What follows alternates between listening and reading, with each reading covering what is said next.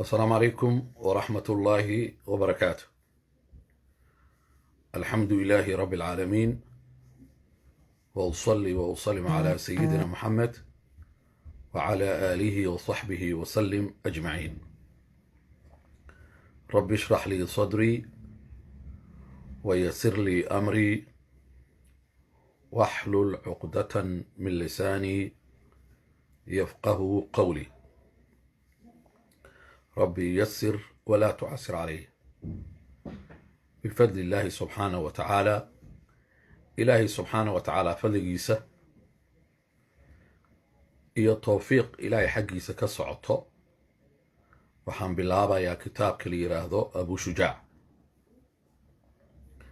kitaabkaas waxaa loogu naaneysay sheekha kitaabka leh oo la yiraahdo Alqaadi waa garsoore. Abu Shujaac waa kunyadiisii. magaciisa waxaa la yiraahdaa Axmed ibn al-Xuseyn ibn Axmed al-Asfahani al-Cabbaadani al-Shaafici. culummadii hore waxay ku abtirsan jireen qabyaalada way ka weynaadeen, waxay ku abtirsan jireen sheekha madhab ahaan. waayo kitaabkan la akhrinayo Abu Shujaac waa kitaab lagu saleeyey madhabta shaaficiyada. kitaabkan marka taariikh ahaan wuxuu ku yimid sheekha Abu Shujaac ayaa waxaa la weydiiyey ardadiisa iyo asxaabtiisa. waxay dhaheen maadaama fiqiga shaaficiga aad ku takhasustay, fiqiga shaaficiga oo dhan hal kitaaboo yarkan kusoo ururin karta, hal kitaaboo kooban. kitaabka kuley xajmigiisa waa kan intaanu la egyahay. haddaan safxadihiisa aan idiin sheego waa 394 oo 400 ku dhowaad. marka kitaabkaasaan bilaabaynaa. ilaahay subxaana wa tacaala marka asxaabtiisii iyo ardadiisa waxay dhaheen fiqigan shaafici oo aad u ballaaran oo 4 madhabood ugu waaweyn islaamka ka mid ah, soomaalina madhab u ah Soomaaliya, fiqigaasi ma soo ururin kartaa, ma soo kookoobi kartaa? marka ilaahay uu bariyey codsigaasi inuu waafajiyo.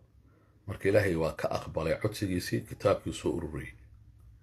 kitaabka marka wuxuu helay qabuul aad u sareeya markaad arrin samaynaysid ee daacad kaa tahay, siduu ilaahay qur'aanku ku yiri wamaa umiruu ilaa liyacbudu llaha mukhlisiina lahu ddiin, oo ah cibaadada oo dhan ilaahay subxaana wa tacaala in loo khaalis yeelo oo isaga keliya lagu raaligeliyo, oo isaga wax walba uu jecel yahay la sameeyo, oo aan waxba cid kale loo abayeelin. marka sheekhan ikhlaasnimadiisa insha allah waxaa calaamad u ahaydeen culummada kitaabkan sida loo aqbalay caalamka. xitaa culummada aan shaaficiga ahayn kitaabkan way akhristaan. kitaabkan waxaa la sharxay ugu yaraan 8 kutub oo anta aan kusoo koobi karin oo shuruux ah oo kitaabkan keliya sharxay ayaa kitaabkan uu leeyahay. waxaa kaloo kitaabkan uu leeyahay manduuma, waa gabay oo kitaabkan oo ilaa 8 kutub oo gabay ahaan u samaysan kitaabkana laga sameeyey. kitaabkan i hor yaalo matnu lgaaya wataqriib, waa Abu Shujaac waaye magacaasi ayaa la siiyey, oo fi lfiqi shaafici waa fiqiga shaafici waxaan akhrin doono oo dhan. dabcadan ziyaada ku jirto, macnaha kordhin ah wixii sheekhu uu sheegay la qurxiyey, iyo munaqaxa waa la turxaan bixiyey. waxaa kaloo taxqiijiyey oo tacliiqna ku sameeyey adulooyina saaray sheekh la yiraahdo Maajid Alxamawi. intaas markaan idin sheego, sheekhan wuxuu ku dhashay Basra, albasra oo ciraaq ku taalo sanadka 433 هجرة النبي عليه الصلاة والسلام. وزير أيون نقضي وأرمها الدينته. علماء waxay dhaheen sheekhan wuxuu ilaahay waafajiyey nashru alcadl waddiin, cadaaladana inuu faafiyo, ilaan qaadi oo ahaa oo cadaalad sameeya. qudaadana waa 3: mid waa ahlu janna, 2 waa ahlu naar. mid waxa waaye qaadi shareecada ku xukumay, xaqana iyo cadaaladda raadiyey, shareecadii uu yaqaanay ku xukumay, xaq iyo cadaaladna waa raadiyey, kaasoo ahlu janna waa.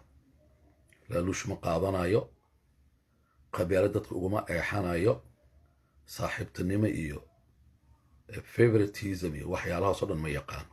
qaadiga labaad waxa waaye kaasoo ahlu janna. qaadiga labaad waxa waaye xaqa wuu arkay,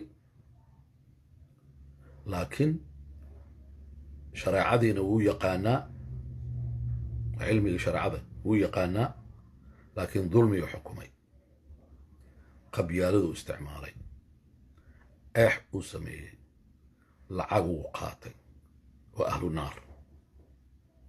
qaadiga saddexaadna waxa waaye midaan cilmi aqoonin oo hawadiisa xukumay.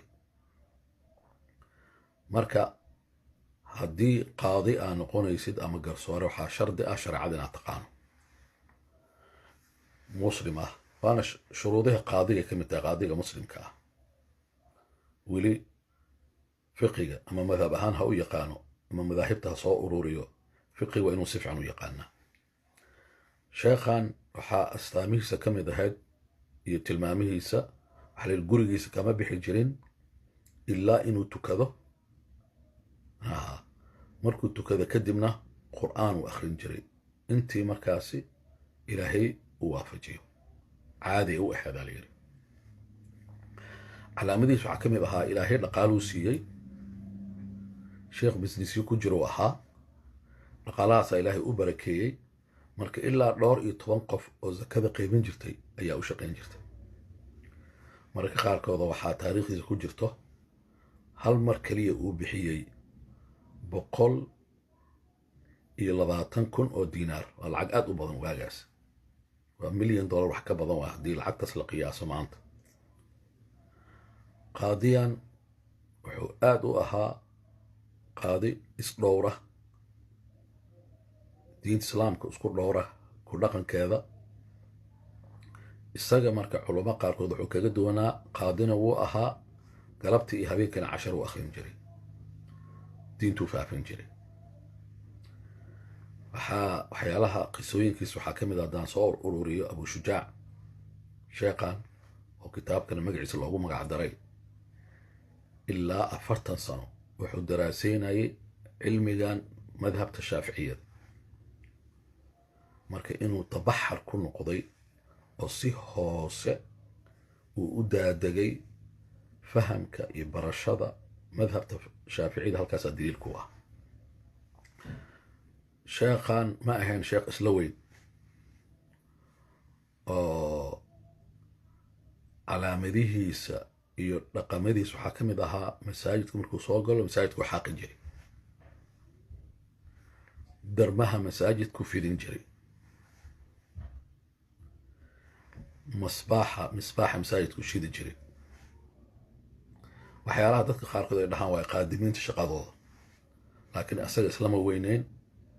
wax walba oo ajir iyo thawaab uu ka helaa gacantu la geli jiray. intaas uu qabanayo feeri noloshiisa waxay ku abuurtay. sheekhan waxa uu gaaray da ahaan 160 sannadood. waa hal qarni wuxuu noolaa iyo 60 sannadood, waa da aad u badan.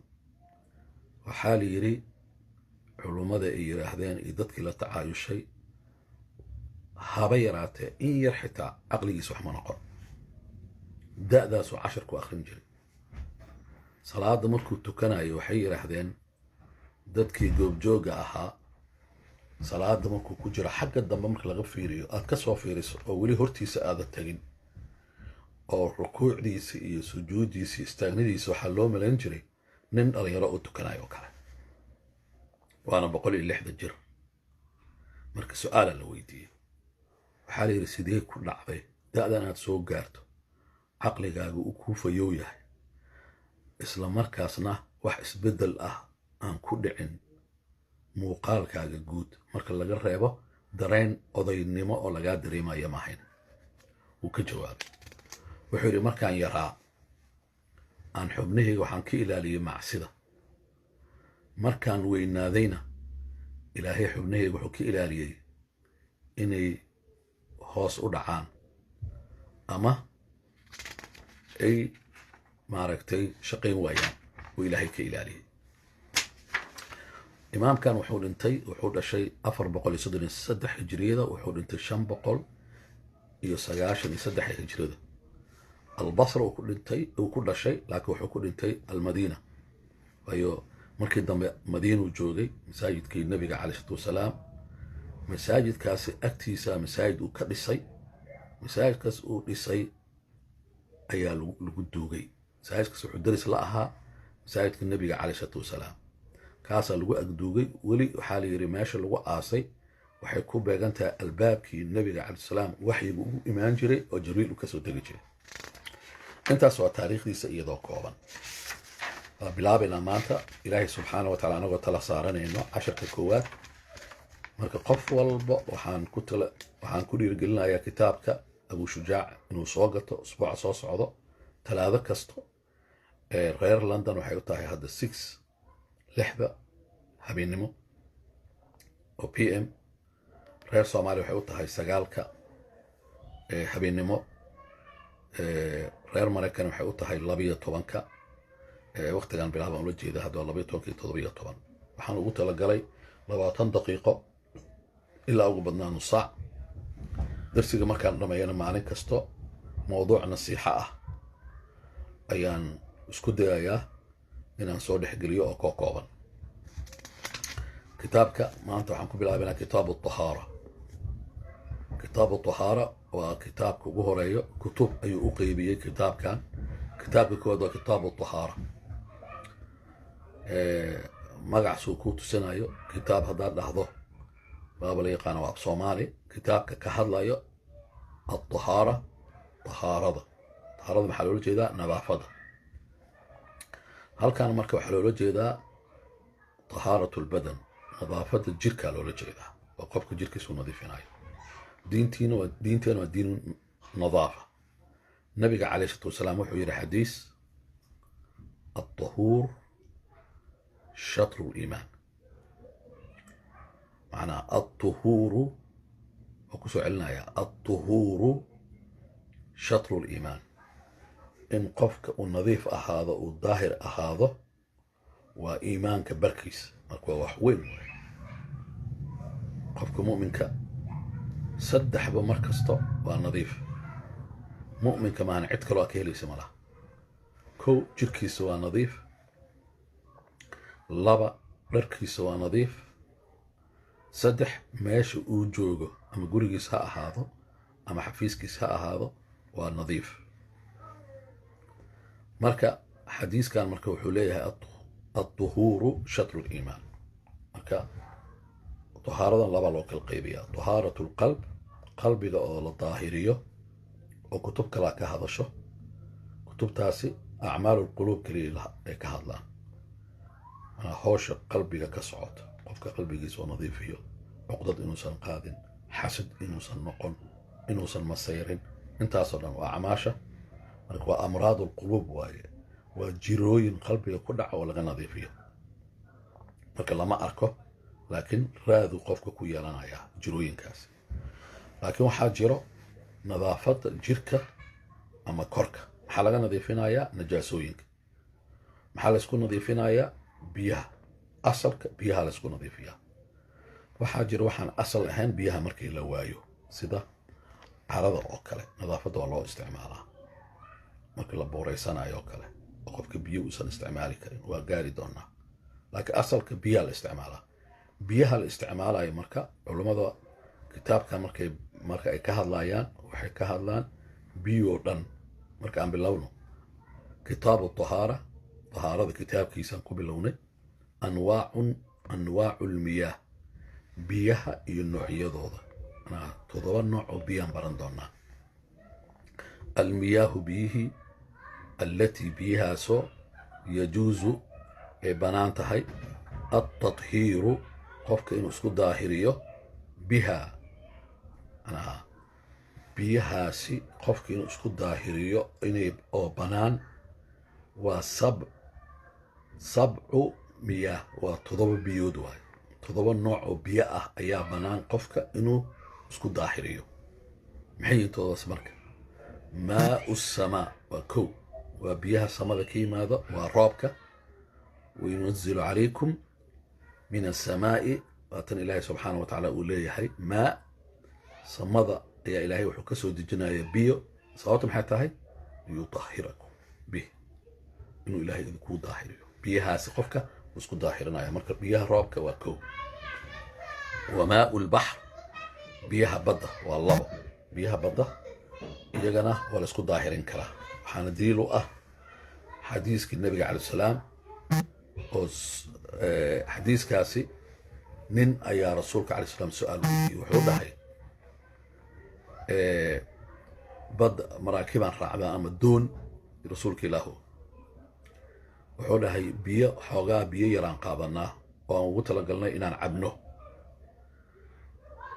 haddaan ku weyse qaadanno waxaa laga yaabaa inaan oonno oo oon nagu dhaco. marka waxay yidhaahdeen afa natawada ma ku weyse qaadan karnaa bimaa'i lbaxr biyaha badda? su-aashii weydiiyeen nabiga calay salaam. marka su-aashii waa ka jawaabay wuxuu dhahay huwa aطahuur huwa biyahaasi badda alطahuur waa daahir waa lagu weyse qaadan karaa. saasuu yidhi xadiiskaasna waa saxiix. biyaha saddexaad wamaau nahr waa biyaha webiga culummada ijmaacan biyaha webiga waxay dhahaan waa la isku daahirin karaa. 4 biyaha afraad waa maau lbi'r biyaha ceelasha biyaha ku jiraan iyagana waa la isku daahirin karaa. waxaana daliil u ah taas nabiga calay salaam su-aal waxaa lagu weydiiyey bi'ru budaaca waa ceel oo asxaabta su-aal ay weydiiyeen haddii laga weyse qaadan karo. ceelkaasi budaaca nabiga calay salaam wuxuu dhahay uuna ka weyse qaatay rasuulka calay salaam tawada'a minha. wuxuu dhahay nabiga calay salaam ina almaa biyahaasi oo ceelkaasi tahuur waa daahir waayu dhahay calayhi salaatu wasalaam. laa yunjisuhu shay wax oo najaasayn kara ma jiro. biyaha markay aad u badan yihiin najaasada raad kuma yeelan karo. waa gaari doonaa biyahan kuluteenka la dhahay. marka biyaha waxaan ula jeedaa biyaha shanaad waa maaul cayn biyaha isha sida isha baydhabo oo kale isha burqanaysa biyaheeda iyadana waa lagu weyse qaadan karaa waa lagu qubaysan karaa waa la isku daahirin karaa. biyaha 6aad maau thalj biyaha barafka abuura. barafka markuu dhalaalo biyuu noqdaa. biyahaasi barafka iyagana waa lagu weyse qaadan karaa waana lagu qubaysan karaa markii la kululeeyo. wa maau lbard biyaha 7aad waa biyaha albard ee dhadada waxaa waaye markii habeenkii qabow uu soo dhaco laamiyeeriga biyaha ka samaysma ama caleenta geedaha biyaha lagu arko haddii la ururo biyahaasi oo meel ay isugu tagaan way bannaan tahay oo lagu weyse qaadan karaa oo lagu qubaysan karaa.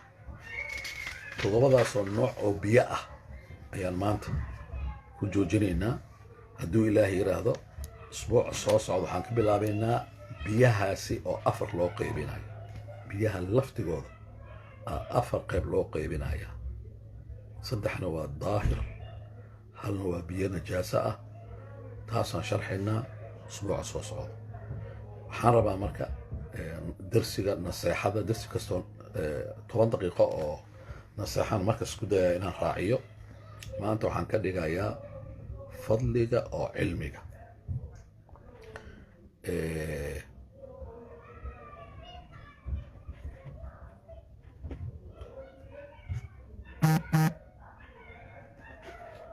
waxaan calaamaynayaa meeshaan ku saarinay.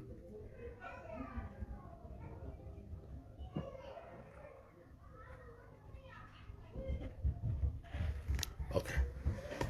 fadliga cilmiga. nabiga calayhi salaatu wasalaam aayaddii ugu horeysay oo la soo dejiyey waxay ahayd iqra, wax akhri. aayaddaasi waxay xambaarsan tahay macaani fara badan oo ah ay ugu horeyso akhrinta, qofka inuu wax akhrin karo in muftaax ay u tahay cilmiga. qofka cilmi ma gaarayo ilaa uu noqdo qof akhriskiisu u badan yahay. dadka wax akhrinta badan waa dadka wax badan og. lidaalika iskuullada ka mid a markaa maraykanka imid 96 waxaan ka noqday kaaliye macalin dugsi sare. markaasi ayaa waxaa dhacday iskuulka waxaa ku dhegan read read read, weli 3 jeer ay ahayd. waxaan soo xasuustay amarkii rasuulka, waana gaalo, wax badan akhri, wax badan akhri, wax badan akhri. oo dardaaran, waa baanar, waa meel uu ku dhegan yahay. qofba qofka uu ka akhris badan yahay waa ka cilmi badan yahay, wax badana wuu og yahay. lidaalika qofka mu'minka hadda anaga maanta waxaan akhrinaynay kitaab cusub oo la yihahdo abu shujaac fi lmadhab ashaaficiy. akhrinta kitaabkaas akhrinayno oo aan fahmayno waxaa kordhayo cilmigeenna. wax badan aan ogaan doonnaa oo fiqiga ah. tahaarada ka bilaabaynaa, kadib markaasi salaadaa ku xiga, markaasi soonka hadduu ilaah yiraahdo waan wadaynaa, maaragta soonka, zakada, xajka, intaasoo dhan. kadib markaas guurkan aan aadaynaa, fiqul buyuuc, wax kala gadashada, wakaalada, waxyaalo fara badan aan ogaan doonnaa. markaa wax badan akhriso, wax badan aa ogaanaysaa. wax ma akhrin kartid haddaadan aqoonin luqadda wax ku akhrinaysid. lidaalika waxaa la yidhaahdaa mujtamaca uu ka akhris badan yahay waa ka horumarsan yahay. anaga mujtamaceena soomaaliya waa oral society, waa mujtamac aad u hadlo, wax ma akhriyaan inta badan, waxna ma qoraan. mujtamaca wax qoraalka badan, ilaahay suurad kale ku dhaartay, wuxuu dhahay nuun waalqalami wamaa yastuur. ilaahay qalinku ku dhaartay. qalinka waa qoraalka, waa micnaha wax in la diiwaan geliyo. islaamka muhiim u tahay, waa lagu dhaartay. iqra waa lagu furfurtay. qofka luqad la-aan wax ma akhrin kara. haddaadan luqad aqoonin wax ma akhrin kartid. haddaa rabto wax badan inaad ogaato, hadda isqabqabsiga ka socda oo kale soomaaliya waxay u badan tahay in dadka aysan daraaseynin nidaamu dawla. waan ka hadli doona naseexooyinkeena aan soo dhexgelin doono. nidaamu dawla muxuu yahay? in la qariyo u baahan yahay. nidaamu dawla muxuu yahay? nidaamu dawla maxaa lagu saleeyaa? nidaam addawla yaa sameeyo? nidaam addawla yaa xakameeya? maxaa lagu xakameeyaa? intaasoo dhan. lidaalika qofka wax akhrinta badan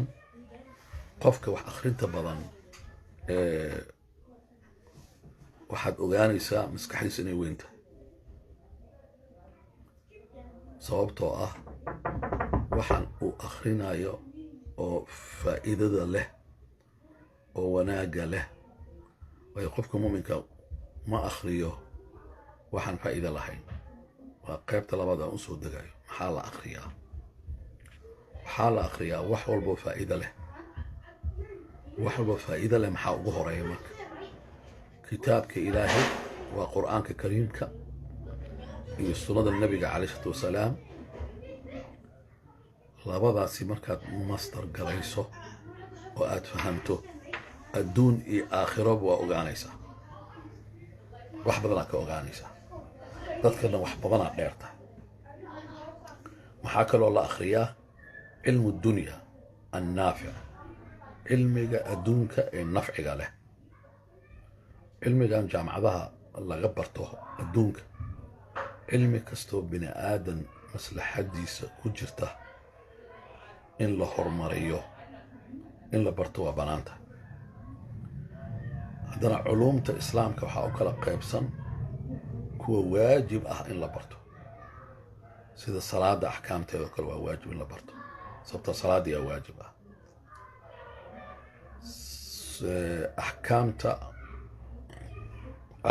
axkaamta soonka in la barto waa waajib, waayo soonkaa waajib ah. waxaa kaa burinaya soonkaaga inaad ogaatid waay, marka cilmiga u baahanta. waxaan u soo qaatay mawduucan cilmiga oo aan u soo koobayaa in barashada kitaabkan iyo kutubta diinta iyo kutubta naafica ah oo kutubta diinta ka farac ah. sababta islaamka waxaa la yidhaahdaa alxikma daalatu lmu'min fa huwa axaqu biha aynamaa wajad. qofka xigmad kasta oo bini aadanka anfacda qofka mu'minka wuu raadinayaa, meel walba u gelayaa. marka waxaa la yidhaahdaa qofka wax akhriya lama addoonsado, sababtaa wax badan uu og yahay. sayidina cali wuxuu dhihi jiray almaalu taxrusuhu, maalka adaa ilaalinaya. markii maal aa haysato inaa ilaaliso waay, ama jeebka ku ilaali, ama bangiga ku ilaali, ama sayf samayso guriga ku ilaali, waa ilaalinaysaa. wuxuu hi walcilmu yaxrusuka, laakiin cilmiga isagaa ku ilaalinayo. lidaalika dadka oo cilmiga leh ilaalo uma baahna, cilmigaasaa ilaalinaya. maxaa loo jeedaa cilmigaa ilaalinaya? waxaad ku hadlaysoo dhan waad ka fiirsanaysaa intaadan ku hadlin. imaam nawowi wuxuu dhihi jiray markaa hadlaysid 3 midkood fiiri. kow, haddaad ku hadasho ajri maad ka helaysaa, okay? oo wax cibaado ah miyaa, oo haddaad ku hadasho ajri aad ka helaysid. 2, waxaad fiirisaa wax aadan ajar ka helaynin isla markaasna dembi aadan ku dhacinin miyaa, okay? waa waxyaalaha mubaaxaadka ah. midda saddexaad wuxuu dhahay waxaad fiirinaysaa waxaan haddaad ku hadasho dembi maa gelaysaa. haddaad dembi gelaysid ka joog. wuxuu dhahay kan koowaad hadduu yahayna samee, ku degdeg. kan labaad hadduu yahay ka fiirso inay maslaxad kugu jirto in kale, ilan wax banaan waayo. midda saddexaad hadday tahayna wuxuu dhahay ka joog.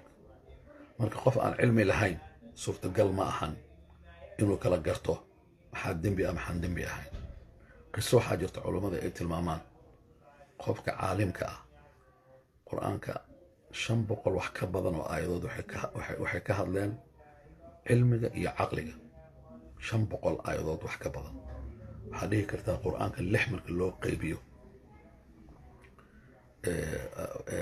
qur-aanka marka loo qaybiyo 6 meelood may ahayd 12 marka loo qaybiyo meel ahaan wuxuu qur-aanka ka hadlaa caqliga iyo muhiimadda uu leeyahay iyo cilmiga. ilahi wuxuu leeyahay qul hal yastawi aladiina yaclamuun waladiina laa yaclamuun. isku mid miyaa kuwa wax bartay iyo kuwa jaahiliinta aan wax baran? yarfac illaahu aladiina aamanuu minkum waladiina uutuu lcilm darajaat.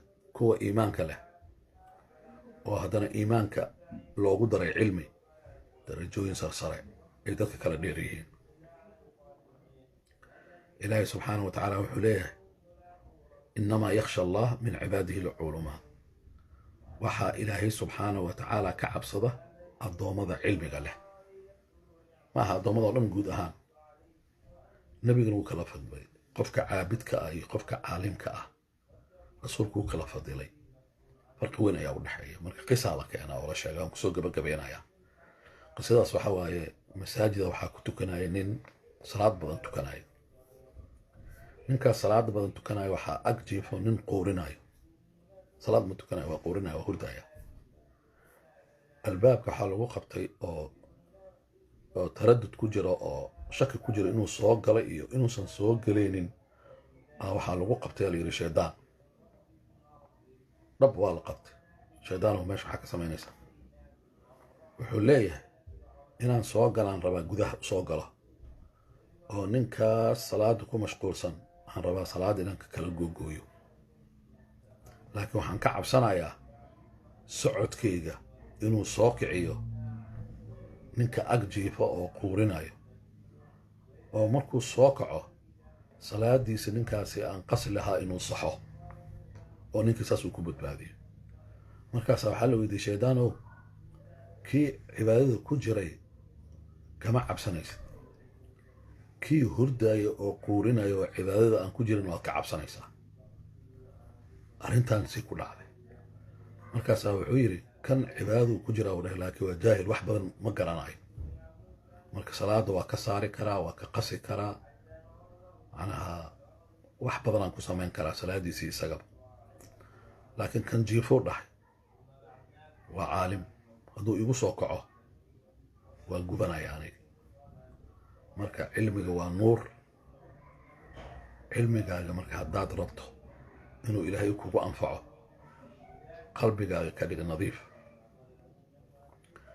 macsidana iska ilaali indhahaaga macsida ka ilaali dhagahaaga macsida ka ilaali carabkaaga macsida ka ilaali imaamu shaafici waxaa la soo wariyey hal mar safaxaad qur-aan ka mid ah inay ka dhumeen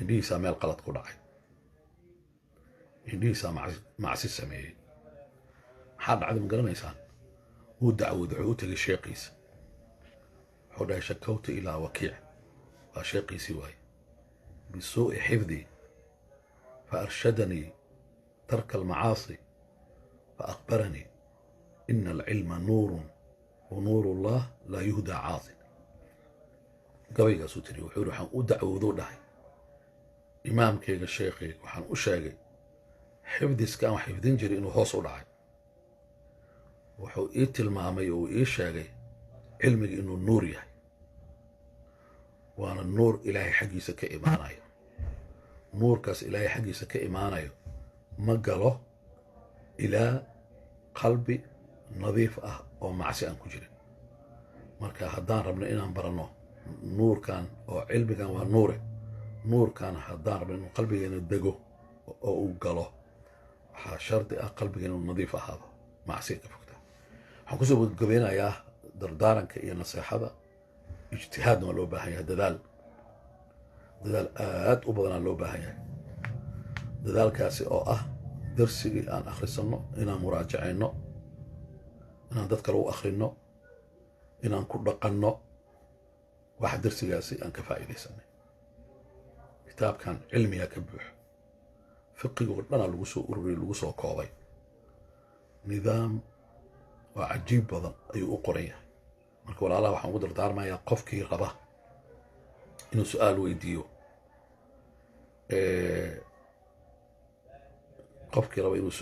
waa ducaynaynaa dadkao dhan waa u wada ducaynaynaa insha allah dadka ducada soo codsanayo laakiin qofkii raba inuu su-aal weydiiyo waa soo qori kartaa waa ogahay mararka qaarkood way adag tahay kommentiyaashoo dhan in la fiiriyo laakiin ilaahay waxay u waafajiyo ayaan su-aalaha kala soo baxayaa darsiga soo socda intaanan bilaabin ka hor 5 daqiiqo ugu horeysa su-aalahan ka jawaabayna iyadoo kooban marka wixii su-aal ah khaasatan kitaabka ama wixii su-aal diini ah iisoo qora baaraka allahu fiikum waxaan halkan marka ugu duceynayaa dadka ducada weydiisanayo waxaan leenahay bismi illaahi walxamdu lilah wathanaau lilahi wasalaatu wasalaamu calaa ashraf almursaliin sayidina moxamed wacalaa aalihi wasaxbihi wasalam ajmaciin ilaahu dembigiina dhaaf ilaahu dembiga waalidiinteena dhaaf ilaahu kuwa waalidiinteena kuwooda dhintay ilaahu u naxariiso allahuma rabbi irxamhuma kamaa rabbiyaani saqiira rabbi irxamhuma kamaa rabbuuna saqiira say noo soo koriyeen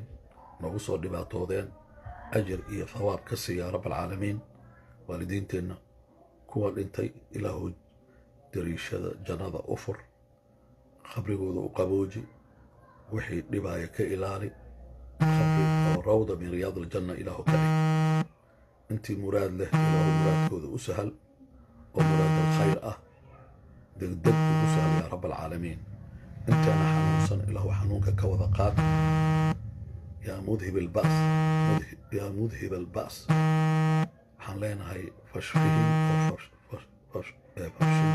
فشنا اشفنا فالها أنت الشافي لا شفاء إلا شفاؤك شفاء لا يغادر سقما نسأل الله العظيم رب العرش العظيم أن يشفينا اللهم إنا نعوذ بعزتك وبقدرتك من شر ما نجد ونحاذر انت سان انت حنوسا انت دب اما كربه حيسته اله دبك اي كربده نغا قاد لا اله الا انت سبحانك انا كنا من الظالمين انت wax ka cabsanayaan waxaan leenahay xasbunallahu wa ni'mal wakiil ila waxay ka cabsanayaan dhan ilahu ka celi ka ilaali dibkooda iyo shartooda inta muraad khaas leh oo muddo sugaysay ilahu u soo dedeji muraadkooda qaaska ah له هذا السي مراد الخير نقويه دعوين نقول دعاي له مد خير نوقدك أو دب يشر يفتن نقول اللهم آمين والسلام عليكم ورحمة الله وبركاته.